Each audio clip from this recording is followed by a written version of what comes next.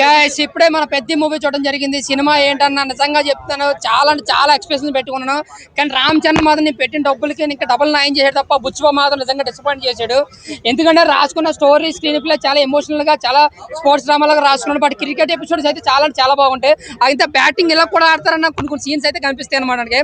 అదే హైప్ మళ్ళీ entrance scene ఉన్న హైప్ మళ్ళీ మనకి ఇంటర్వెల్ వరకు తగలదు, ఏదో వెళ్ళిపోతూ ఉంటుంది అంతే. జాన్వీ కపూర్ మాత్రం కేవలం బాలీవుడ్ హైప్ కోసమే తీస్తున్నారు. సినిమాకి ఆవిడ వేస్ట్ అనమాట. దేనివల్ల వేస్ట్ అంటే జాన్వీ కపూర్ అందాలు చూపించే ఆ విధానం కదా, కథలో స్క్రీన్ ప్లే పెట్టుంటే సినిమా ఇంకా పెద్ద బ్లాక్ బస్టర్ అవుతుంది అనమాట. ఆవిడ మీద దృష్టి అందాల మీద దృష్టి మనోడు కథ మీద పెట్టలేదు. రామ్ చరణ్ యాక్టింగ్ అయితే నిజంగా చెప్తున్నా, ఆస్కార్ ఇంటికి నడిచి వచ్చినా తప్పులేదు అనమాట. అంతలాగా యాక్ట్ చేసి నిజంగా ప్రాణం పెట్టాడు. ఆ త్రిపుల్ కానీ రంగస్థలానికి కానీ దేనికి కూడా ఇంతలా కష్టపడలేదు. జస్ట్ బుచ్చిబాబు నమ్మి 340 కోట్లు ప్రొడ్యూసర్ పెట్టాడు, మనోడేమో ప్రాణం పెట్టాడు. కానీ బుచ్చిబాబు మాత్రం ఏం చేయడంటే జస్ట్ రాసుకున్నాడు అంతే, కథని ఏం ఇంపార్టెంట్ జస్ట్ రాసుకుని తీసాడు అంతే. బట్ నా వరకు చూసుకుంటే అన్న ఫస్ట్ హాఫ్ సెకండ్ హాఫ్ లాగే ఉంది సినిమా. అంత నిడివి అవసరం లేదు ఈ కథకి కూడా. ఇంకోటి 3 బ్యాక్గ్రౌండ్ కుస్తీ, క్రికెట్ అండ్ రన్నరింగ్ పెట్టారు కదా, అది కుస్తీ వరకు మనకు కొంచెం సీరియస్ గా వెళ్తున్నా. ఇంక క్లైమాక్స్ 20 నిమిషాలు మాత్రం చాలా వెరీ వెరీ ఎమోషనల్ అన్న.